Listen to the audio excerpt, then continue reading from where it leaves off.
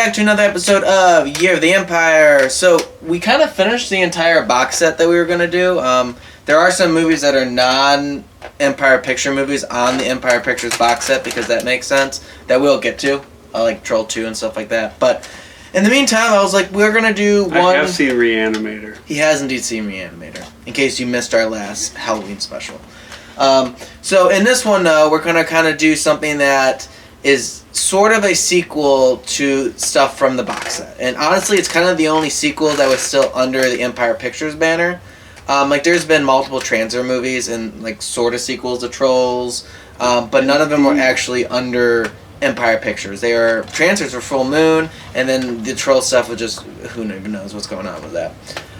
But for this one, yeah, he doesn't know. That's why I'm here to give the backstory to stuff. So, there was a movie filmed, I think they were shooting for a release date of like 1988, and it was called Pulse Pounders. And now what Charles Band... What? Keep going. What Charles Band was trying to do was to make like 3 short films, 30 minutes each, anthology film, and it was going to become a whole series where each series would have shorts that were sequels to movies Empire Pictures had already put out. So for this first one, they were going to do a sequel to Trancers, a sequel to Dungeonmaster. So did they have all the rights to everything then? Yeah, at that point they did. Like, they still had Trancers stuff. It's when they folded that some rights went elsewhere, and then some they kept for Full Moon. That's exciting. And then the other one was a H.P. Lovecraft adaptation that was sort of a spiritual sequel to Re-Animator and From Beyond. I don't really know how it's a spiritual sequel. It's because it has the same actors, and it was based on H.P. Lovecraft. But there's nothing that connects it. Nothing at all. It's not even like loosely. It's just like, hey, his name's on it. Yeah, and but it had the same actors. We threw some of the same actors into it. So that was their thinking behind it. What happened was, one, Empire Pictures was on its way out by that point in time, and so they were about to fold, and then also they lost a negative to it. So those awkward. Together, they were like, you know what, just gonna cut our losses with this and not make Pulse Pounders. So this was unreleased for God knows how long. It was like 25 years, I don't know. I don't feel like doing the math, and I won't. But what they ended up finding were some VHS, like one single VHS transfer of the rough cut. Now this is without music, without sound effects, and it's on VHS. The original film's probably sitting somewhere. Probably. It probably still exists. It's probably so maybe they will eventually find it, but Charles Band thinks they would, but like at this point, who knows? But what happened in, I believe, 2011, they found this. And then in 2012, they decided to release a sort of fixed-up version of the first part of that series, which was The Evil Clergyman, based on an H.P. Lovecraft short story. No one's probably read that short story, myself included, and anyone watching this review probably hasn't read it either, because it's not one of his bigger name ones. But for this one, it takes Jeffrey Combs, who played Herbert West in Re-Animator, and Barbara Crampton, who played, I forget the lead girl's name in Re-Animator, but that's her.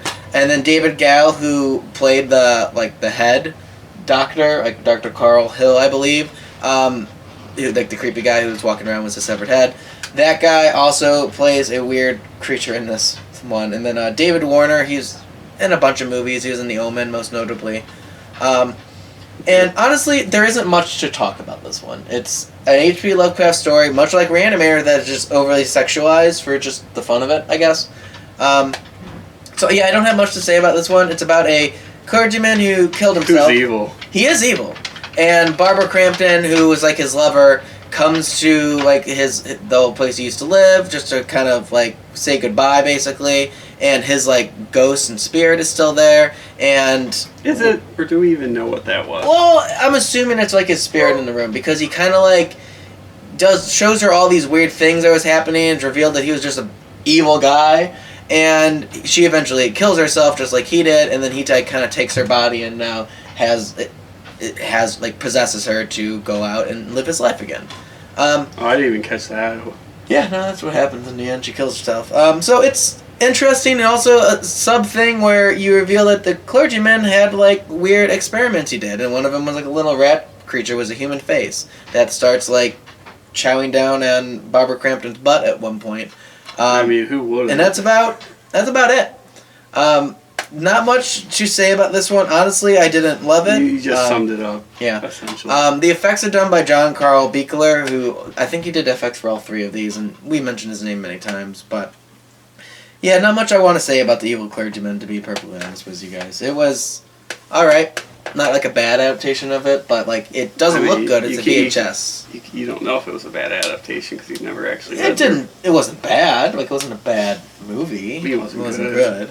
And it was a short film. Okay, does it pass our test? Would you rewatch it? I wouldn't. I probably wouldn't rewatch. One and done. We're good. Yeah, I wouldn't say it's too much. Too much worth a rewatch. So, yeah, unfortunately, it's not great, but.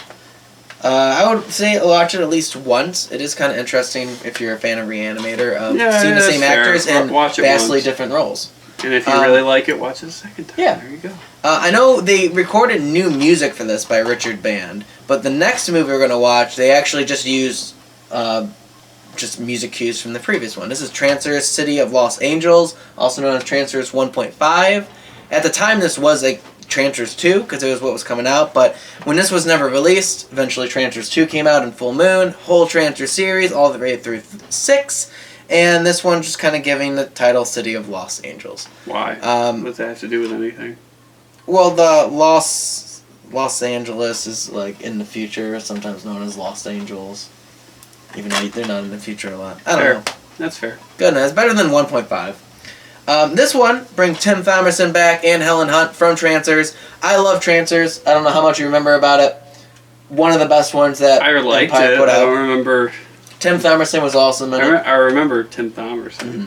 So I would highly recommend this one. Yeah, I'd watch it a second time, maybe. I've seen all the Trancer movies. You haven't seen any past the first and then this one, but I think this is kind of... Or have I? We don't know. I apparently watch stuff and forget about it, and I sound like a jackass. Yes, you do.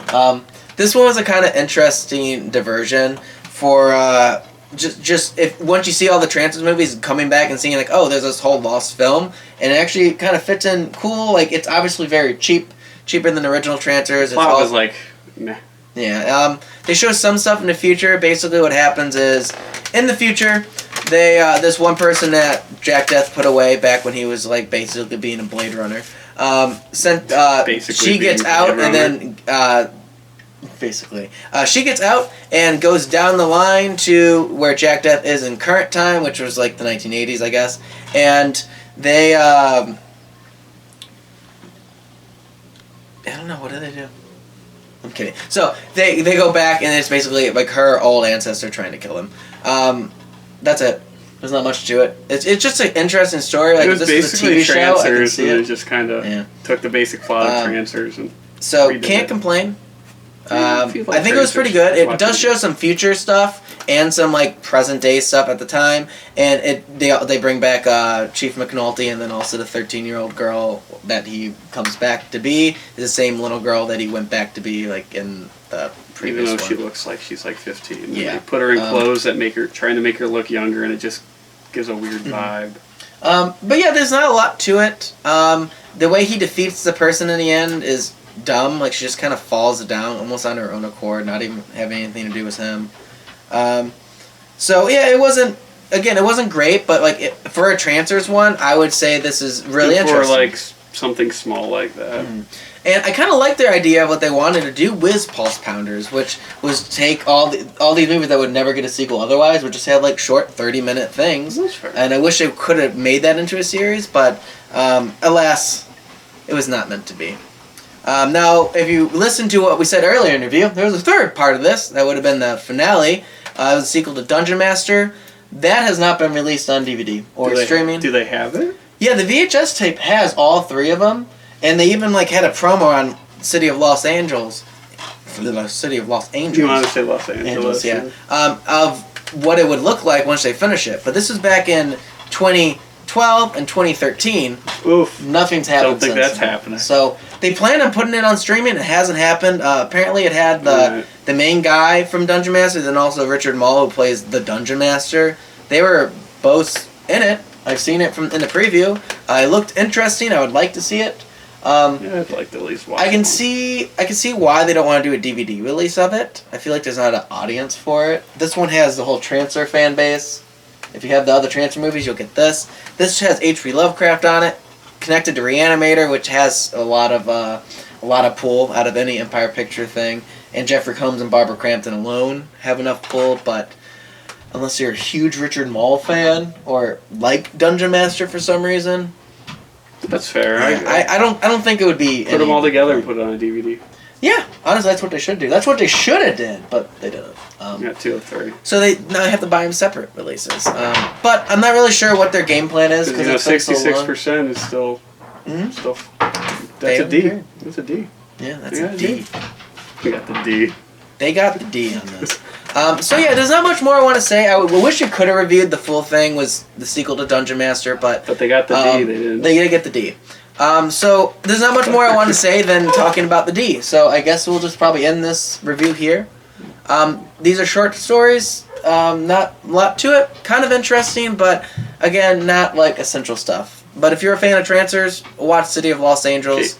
The normal stuff we're watching is not essential stuff. So like. No, but like this is like inessential of the non-essential stuff. If that makes sense. Yeah, I guess that makes sense. It doesn't make sense. It doesn't make sense. It doesn't make sense. They got the D. Why?